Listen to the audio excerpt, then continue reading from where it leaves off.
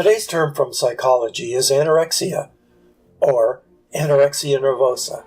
Anorexia nervosa is an eating disorder in which people intentionally starve themselves. A person suffering from anorexia simply doesn't eat enough food, and what little food they do eat is often limited to a few specific types, such as only fruit or only leafy vegetables.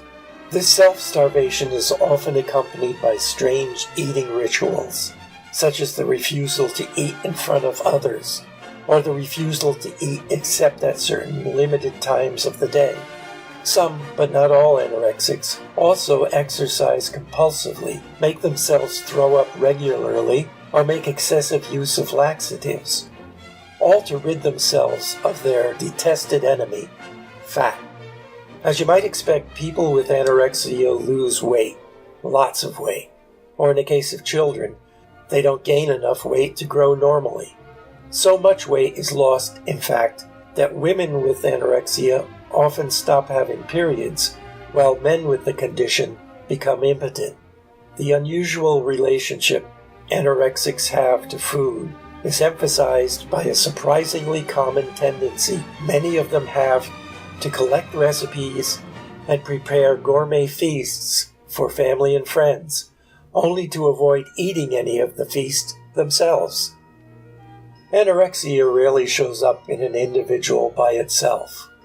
It's almost always accompanied by depression, anxiety, obsessive-compulsive disorder, post-traumatic stress disorder, alcohol or substance abuse, self-harm, attention deficit hyperactivity disorder, or borderline personality disorder.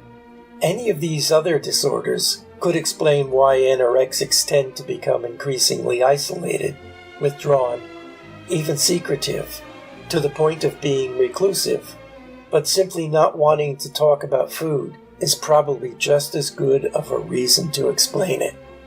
The key to understanding anorexia seems to be that it is the result of a distorted body image, accompanied by a distorted image of the anorexic's relation to the rest of the world.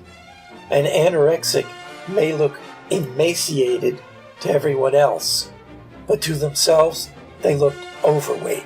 They've even been known to become hysterically terrified of gaining any weight because they don't want to look fat.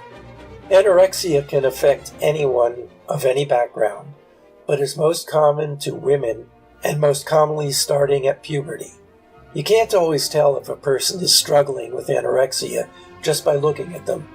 A person with what is called atypical anorexia does not look emaciated or underweight when the condition first starts, but can still be struggling with it.